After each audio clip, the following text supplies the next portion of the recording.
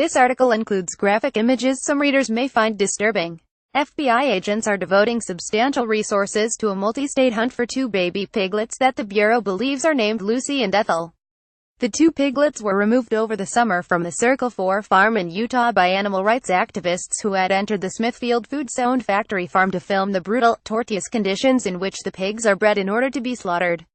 While filming the conditions at the Smithfield facility, activists saw the two ailing baby piglets laying on the ground, visibly ill and near death, surrounded by the rotting corpses of dead piglets.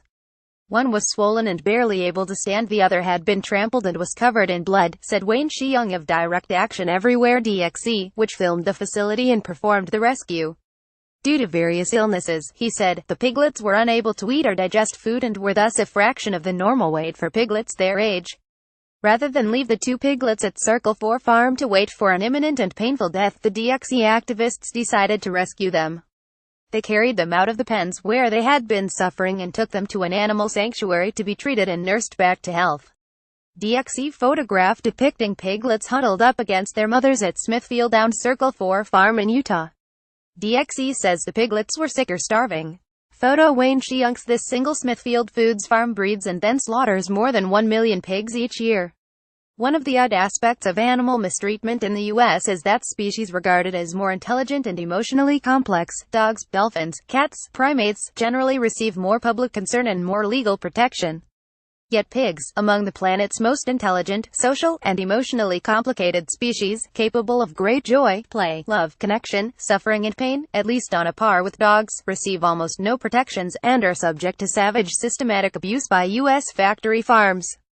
At Smithfield, like most industrial pig farms, the abuse and torture primarily comes not from rogue employees violating company procedures. Instead, the cruelty is inherent in the procedures themselves. One of the most heinous industry-wide practices is one that DXE activists encountered in abundance at Circle 4 gestational crating. Where that technique is used, pigs are placed in a crate made of iron bars that is the exact length and width of their bodies, so they can do nothing for their entire lives but stand on a concrete floor, never turn around, never see any outdoors, never even see their tails, never move more than an inch. That was the condition in which the activists found the rotting piglet corpses and the two ailing piglets they rescued. Piles of dead and rotting piglets are piled up behind a sow, who is wedged into a crate so tightly that she cannot move away from the mess at Smithfield Down Circle 4 farm in Utah. Photo Wayne Sheung's female pigs give birth in this condition. They are put in so-called farrowing crates when they give birth, and their piglets run underneath them to suckle and are often trampled to death. The sows are bred repeatedly this way until their fertility declines, at which point they are slaughtered and turned into meat. The pigs are so desperate to get out of their crates that they often spend weeks trying to bite through the iron bars until their gums gush blood, bash their heads against the walls, and suffer a disease in which their organs end up mangled in the wrong places, from the sheer physical trauma of trying to escape from a tiny space or from acute anxiety called organ torsion. So cruel is the practice that in 2014, Canada effectively banned its usage, as the European Union had done 2 years earlier. 9 U.S. states, most of which host very few farms, have banned gestational crating in 2014, New Jersey Gov.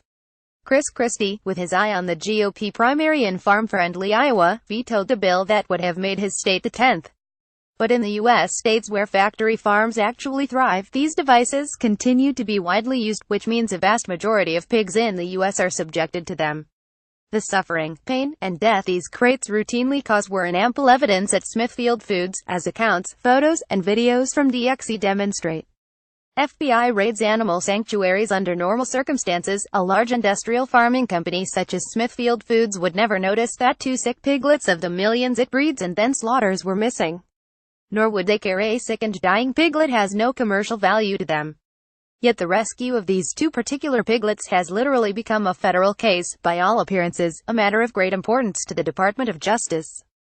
On the last day of August, a 6-car armada of FBI agents in bulletproof vests, armed with search warrants, descended upon two small shelters for abandoned farm animals, Ching Farm Rescue in Riverton, Utah, and Love and Arms in Erie, Colorado. These sanctuaries have no connection to DXE or any other rescue groups. They simply serve as a shelter for sick, abandoned, or otherwise injured animals. Run by a small staff and a team of animal-loving volunteers, they are open to the public to teach about farm animals. The attachments to the search warrant specified that the FBI agents could take DNA samples, blood, hair follicles, or ear clippings to be seized from swine with the following characteristics: eye pink, white coloring 2. Docktails 3. Approximately 5 to 9 months in age, IV. Any swine with a hole in right ear. The FBI agents searched the premises of both shelters. They demanded DNA samples of 2 piglets they said were named Lucy and Ethel, in order to determine whether they were the 2 ailing piglets who had been rescued weeks earlier from Smithfield. A representative of Love and Arms, who insisted on anonymity due to fear of the pending criminal investigation, described the events. The FBI agents ordered staff and volunteers to stay away from the animals and then approached the piglets. To obtain the DNA samples, the state veterinarians accompanying the FBI used a snare to pressurize the piglet's snout, thus immobilizing her in pain and fear, and then cut off close to 2 inches of the piglet's ear. The piglet's pain was so severe, and her screams so piercing, that the sanctuary's staff members screamed and cried. Even the FBI agents were so sufficiently disturbed by the resulting trauma, that they directed the veterinarians not to subject the second piglet to the procedure. The sanctuary representative recounted that the piglet who had part of her ear removed spent weeks depressed and scared, barely moving or eating, and still has not fully recovered. The FBI receipt given to the sanctuaries shows they took DNA samples from swine. Several volunteers at one of the raided animal shelters said they were followed back to their homes by FBI agents, who dramatically questioned them in front of family members and neighbors. And there is even reason to believe that the Bureau has been surveilling the activists' private communications regarding the rescue of this piglet duo. The FBI specified as part of its search that it was seeking DNA samples from piglets they said were named Lucy and Ethel. But those were not the names the activists used when publicly discussing the rescue of the 2 piglets. In their videos about the rescue, they called the pair Lily and Lizzie. Lucy and Ethel were code names the activists used internally, suggesting that agents were surveilling the activists' communications, either electronically or through informants, in an effort to find the 2 piglets and build a criminal case against the group. Subsequent events confirmed that this show of FBI force was designed to intimidate the sanctuaries, which played no role in the rescue. Weeks after the FBI's execution of the 2 search warrants, Love and Arms, in the midst of an interview with The Intercept, received a telephone call from the U.S. Department of Agriculture, claiming the agency had received a complaint that the sanctuary lacked the legally required licenses for animal shelters that are open to the public. "We had never had an FBI visit, or a USDA call about licenses, and now suddenly, within weeks both happened," the sanctuary representative said. A piglet that was ill and close to death at Smithfield recovers as she is cared for after being rescued. Photo Wayne Chiunk's retaliation for exposing cruel treatment. What has vested these 2 piglets with such importance to the FBI is that their rescue is now part of what has become an increasingly visible public campaign by DXE and other activists to highlight the barbaric suffering and abuse that animals endure on farms like Circle 4. Obviously, the FBI and Smithfield, the nation's largest industrial farm corporation, don't really care about the missing piglets they are searching for. What they care about is the efficacy of a political campaign intent on showing the public how animals are abused at factory farms, and they are determined to intimidate those responsible. Deterring such campaigns and intimidating the activists behind them is, manifestly, the only goal here. What made this piglet rescue particularly intolerable was an article that appeared in the New York Times days after the rescue, which touted the use of virtual reality technology by animal rights activists to allow the public to immerse in the full experience of seeing what takes place in these companies' farms. The article featured a photograph of the DXE activists rescuing the piglets from the Smithfield farm. The Times article was published July 6. The search warrant against the sanctuaries was obtained the following month, in mid-August, and then executed on August 31. In the interim, the piglets had become stars of a clearly effective campaign against Smithfield Foods. In response to questions from The Intercept, Smithfield insisted that it does not abuse its animals, but, as is typical for factory farms, the company offered little more than generalized denials, accompanied by vague accusations that the videos and photos the activists took are somehow distorted. After they rescued the 2 piglets, the DXE activists did not try to hide what they had done. They did the opposite. They used a tactic known as open rescue, the purpose of which is to publicly detail what has been done to help the public understand the true nature of the abuses. The activists wrote about the rescue in social media postings that went viral, detailing the horrific conditions they witnessed at Smithfield and describing the suffering of the piglets. They posted videos to Facebook and YouTube that they filmed of the farm and the rescue as it happened, with other videos showing Lily and Lizzie being treated at the sanctuaries and growing into happy, playful, healthy adolescents. Video direct action everywhere. Plainly, the crime of these activists that has galvanized the FBI is not the theft of 2 dying piglets, it is political activism and investigative journalism, which exposes the cruelty and abuse at the heart of this powerful industry. In response to a few media reports on the FBI raids at the sanctuaries, Bureau spokesperson Sandra Barker told The Washington Post, "I can say that we were at the 2 locations conducting court-authorized activity related to an ongoing investigation. Because it's ongoing, I'm not able to provide any more details at this time." To an industry feeling endangered by growing public disgust over conditions at industrial farms, driven by scandals within the meat, pork, and poultry sectors, Lily and Lizzie are political and journalistic threats. Animals like them are vital for enabling animal rights activists to demonstrate to the public in a visceral, personalized way that this industry generates massive profit by monstrously and unnecessarily torturing living beings who are emotionally complex and experience great suffering.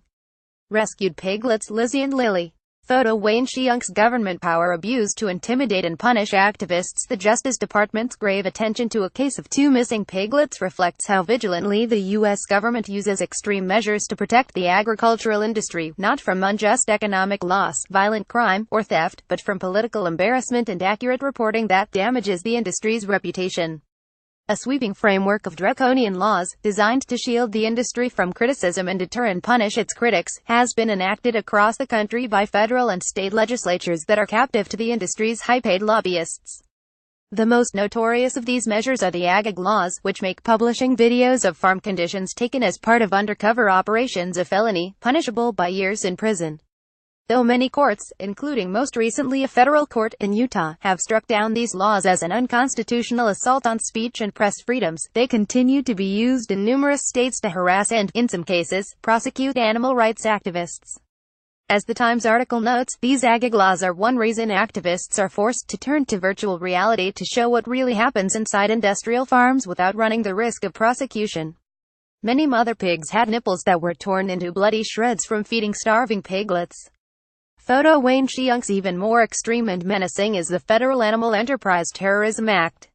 As I described previously when reporting on the arrest of 2 young activists, who faced 10 years in prison for freeing minks from farm cages before the animals could be sliced to death and turned into luxury coats, nonviolent animal rights activists are often designated as terrorists under the AETA and are treated in the court system as such, even when no human beings are hurt and the economic loss is minimal, as is typical for lobbyist and industry-supported bills. The AETA passed with overwhelming bipartisan support. Its 2 prime Senate sponsors were James Inhofe, Rockla, and Dianne Feinstein, D. Califf, and then was signed into law by George W. Bush.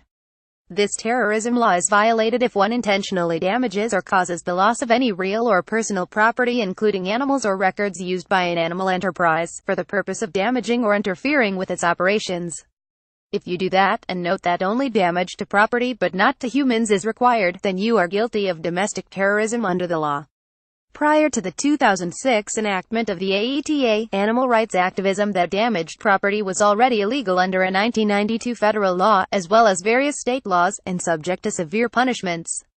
The primary purpose of the new 2006 law was to expand the scope of criminal offenses to include plainly protected forms of political protest, and to heighten the legal punishments and intensify social condemnation by literally labeling animal rights activists as domestic terrorists.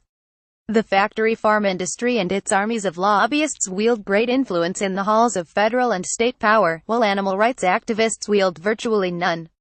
This imbalance has produced increasingly oppressive laws, accompanied by massive law enforcement resources devoted to punishing animal activists even for the most inconsequential nonviolent infractions, as the FBI search warrant and raid in search of Lucy and Ethel illustrates. The U.S. government, of course, has always protected and served the interests of industry.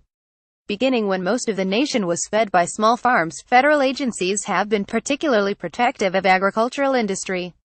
That loyalty has only intensified as family farms have nearly disappeared, replaced by industrial factory farms where animals are viewed purely as commodities, instruments for profit, and treated with unconstrained cruelty. Downed pigs languish in their own feces at Smithfield Downed Circle 4 Farm in Utah. Photo Wayne Chiunk's lately, opposition is emerging from unusual places. Utah federal judge Robert J. Shelby, an Obama appointee who's a lifelong Republican, recently struck down the state's ag law on First Amendment grounds, noting in his ruling, for as long as farmers have put food on American tables, the government has endeavored to support and protect the agricultural industry.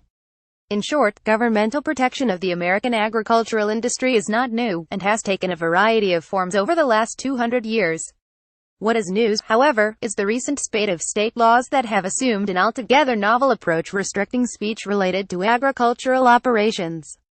As Shelby detailed, those ag laws were not used until activists began having success in showing the public the true extent of cruelty that industrial farms impose on animals. Nobody was ever charged under these early ag laws, and for nearly 2 decades no new ag legislation was introduced. That changed, however, after a series of high-profile undercover investigations were made public in the mid to late 2000s. To name just a few, in 2007, an undercover investigator at the Westland Allmark Meat Company in California filmed workers forcing sick cows, many unable to walk, into the kill box by repeatedly shocking them with electric prods, jabbing them in the eye, prodding them with a forklift, and spraying water up their noses.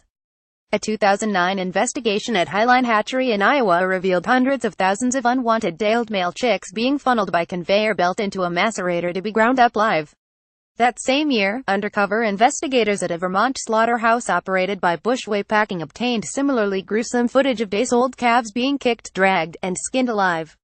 A few years later, an undercover investigator at E6 Cattle Company in Texas filmed workers beating cows on the head with hammers and pickaxes and leaving them to die. And later that year, at Sparbo Farms in Iowa, undercover investigators documented hens with gaping, untreated wounds laying eggs in cramped conditions among decaying corpses. The publication of these and other undercover videos had devastating consequences for the agricultural facilities involved. The videos led to boycotts of facilities by McDonald's, Target, Sam's Club, and others. They led to bankruptcy and closure of facilities and criminal charges against employees and owners. They led to statewide ballot initiatives banning certain farming practices. And they led to the largest meat recall in United States history, a facility's entire 2 years' worth of production. Over the next 3 years, 16 states introduced ag legislation. In other words, both the legislative process and law enforcement agencies are being blatantly exploited, misused, to protect not the property rights but the reputational interests of this industry. Having the FBI, in the midst of real domestic terrorism threats, hurricane-ravaged communities, and intricate corporate criminality, send agents around the country to animal sanctuaries in search of DNA samples for 2 missing piglets may seem like overkill to the point of being laughable. But it is entirely unsurprising in the context of how law enforcement resources are used, and on whose behalf. A piglet at Smithfield Down Circle 4 Farm in Utah. Photo Wayne Chiang. Smithfield Foods defenses. It makes sense that Smithfield Foods would be petrified of the public learning of many of its practices. But in this particular case, they are specifically trying to hide the pure evils of gestational crates. This video, taken by an investigator with the Humane Society in 2012, shows the widespread but hideous reality of gestational crates at a Smithfield farm in response to the public controversy over this practice, generated by activists filming what was going on. Smithfield announced in 2012 that they would phase out gestational crating in 10 years by 2022. They then claimed that by the end of 2017, they would transition completely to group housing systems, but as the DXC videos show, gestation crates are exactly what activists found in abundance when they visited Smithfield Circle 4. Indeed, when Wayne Chiang and DXC visited Circle 4 over the summer, they saw no signs whatsoever of any construction or reform efforts to move away from gestational crates, Chiang told The Intercept. As the videos show, Circle 4 had thousands of pigs suffering in such crates. That was where the activists found the 2 piglets, close to death. When Smithfield learned that The Intercept was reporting on these issues, a spokesperson emailed a statement and invited further questions. The statement claims that in response to DXC's reporting, Smithfield immediately launched an investigation and completed a third-party audit, and the audit results show no findings of animal mistreatment. This is a typical industry tactic when they claim, as they almost always do, that their paid auditors discovered no findings of animal mistreatment. What they mean is that there was no evidence that their employees engaged in activities that corporate procedures explicitly prohibit, such as beating the animals or administering electric shock. But what the audit does not do is ask whether the procedures themselves, such as gestational crating, are abusive and thus constitute mistreatment. Smithfield failed to provide a response to The Intercept's follow-up questions about what it does and does not mean when their auditors claim no mistreatment was discovered. The company simply reiterated that the animals observed on the farm by the audit team were in good condition, appeared comfortable, free of clinical disease, and showed no signs of fear or intimidation in the presence of people. Simply review the DXE video above, and the featured photos showing what they found at Circle 4, to judge for yourself. Cramped conditions lead to many pigs being trampled to death at Smithfield Down Circle 4 farm in Utah. Photo Wayne Shiunks. In its statement, Smithfield also accused the activists who rescued the 2 piglets of risking the life of the animals they stole and the lives of the animals living on our farms by trespassing, an odd claim from a company that plans to slaughter all of those same animals. When asked to specify how the activists endangered the lives of the sick animals they rescued, Smithfield told The Intercept that the video's creators violated Smithfield's strict biosecurity policy, which prevents the spread of disease on farms. The statement added the piglets were not extremely ill or on the verge of death. These piglets, along with other animals living on the farm, are well cared for throughout their lifetime. But in response, Shiung told The Intercept our activists use better biosecurity protocols than the company's own employees, as evidenced by the dead, rotting piglets on the farm. Allowing baby animals to rot to death is, in fact, a serious violation of biosecurity and food safety. Taking photographs of animal cruelty is not. Smithfield also accused the activists of manipulating their film, claiming that the video appears to be highly edited and even staged in an attempt to manufacture an animal care issue where one does not exist. But Smithfield did not respond to this question from The Intercept about the staging allegation. How would these activists stage hundreds of pigs in gestation crates and dozens of piglets rotting to death, all in virtual reality? No less. It would take a Hollywood blockbuster budget and the most sophisticated team of computer-generated imagery for that. What's Smithfield's theory about what they fabricated in this video? The only specific Smithfield offered was the assertion that based on the review of animal care experts, it appears piglets were moved from one section of the barn to another to support the inaccuracies and falsehoods described in the video by its creators. But Shiung said the video speaks for itself. I don't know how we can fake a rotting piglet. Regarding the accusation that they moved piglets, he added, I imagine what they are seeing is piglets in the wrong sort of pen, gestation rather than farrowing. But that is a testament to their own failed animal care practices. We were shocked and horrified, as well, to see piglets born and housed in inappropriate conditions that left them exposed to trauma. In sum, the industry has long responded to these videos, which they tried in the first instance to use their lobbying power to criminalize, by insisting that the videos are distorted. Yet they never specify what these supposed distortions are. Now that activists are using virtual reality technology, which allows the viewer to see everything the activists see, such claims are even more untenable than they were before. A rescued piglet, named Lily, recovers under a blanket. Photo Wayne Shiunks. Revolving door with agribusiness. A recent change in U.S. political discourse, spurred by events such as the 2008 financial crisis, the Occupy movement, and the Bernie Sanders presidential campaign, is the increasingly common use of the words oligarchy and plutocracy to describe the country's political system. Though dramatic, the terms, melded together, describe a fairly simple and common state of affairs: power exerted by and exercised for the exclusive benefit of a small group of people who wield the greatest financial power. It is hard to imagine a more vivid illustration than watching FBI agents don bulletproof vests and execute DNA search warrants for Lily and Lizzie, all to deter and intimidate critics of a savage industry that funds politicians and the lobbyists that direct them. Substantial attention has been paid over the last several years to the revolving door that runs Washington, industry executives being brought in to run the agencies that regulate their industries, followed by them returning to that industry once their industry-serving government work is done. That's how Wall Street barons come to regulate banks, how factory owners come to regulate workplace safety laws, how oil executives come to regulate environmental protections, only to leave the public sector and return back to lavish rewards from those same industries for a job well done. Though it receives modest attention, this revolving door spins faster, and in more blatantly sleazy ways, when it comes to the USDA and its mandate to safeguard animal welfare. The USDA is typically dominated by executives from the very factory farm industries that are most in need of vibrant regulation. For that reason, animal welfare laws are woefully inadequate, but the ways in which they are enforced is typically little more than a bad joke. Industrial farming corporations like Smithfield know they can get away with any abuse or mislabeling deceit such as misleading claims about their treatment of animals because the officials who have been vested with the sole authority to enforce these laws, federal USDA officials, are so captive to their industry. Courts have repeatedly ruled that private individuals, animal rights groups, and even state authorities have no right to sue to enforce animal welfare laws, because the exclusive authority lies with the U.S. government, which has no real interest in actually enforcing those laws. Secretary of Agriculture Sonny Perdue on July 12, 2017, in Atlanta. Photo Bob Andres, Atlanta Journal-Constitution. The current Secretary of Agriculture, former Georgia Gov.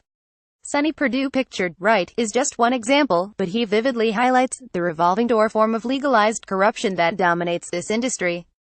Perdue was raised on a Georgia row farm and obtained his doctorate in veterinary medicine.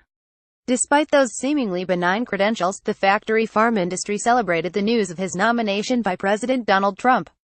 The National Chicken Council, for instance, demanded that he be confirmed expeditiously.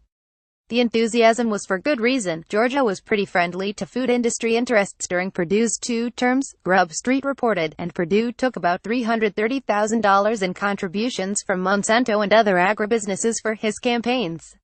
In 2009, the Biotechnology Innovation Organization, the lobbying group for genetically modified foods, named Perdue its Governor of the Year because, it said, he has been a stalwart advocate of the biosciences in Georgia and truly understands the promise of our industry. As Georgia governor, Perdue supported the rapid expansion of factory farm giant Perdue Farms, to which he has no familial relation, with its long history of allegations of animal abuse. And Perdue has extensive ties to the agribusiness sector he's now supposed to oversee and regulate. The firm of which he is the founding partner and his family owns and runs, Perdue Partners LLC, is an agribusiness at the heart of this industry. After being confirmed, Perdue wasted little time lavishing his agribusiness industry with gifts.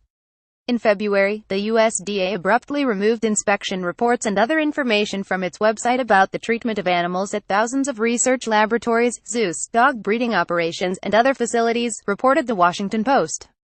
Then, 2 senators who have received large sums from farmers and ranchers, Democrat Debbie Stabenow and Republican Pat Roberts, agitated for the recession of the Obama administration's mild regulations on organic eggs, designed to improve conditions for chickens, and the Perdue USDA put the new standard on hold and suggested that it might even be withdrawn, in some, with industry insiders dominating the sole agency, USDA, with the authority to regulate factory farms. Animals that are captive, abused, tortured, and slaughtered en masse have little chance, even when it comes to just applying existing laws with a minimal amount of diligence.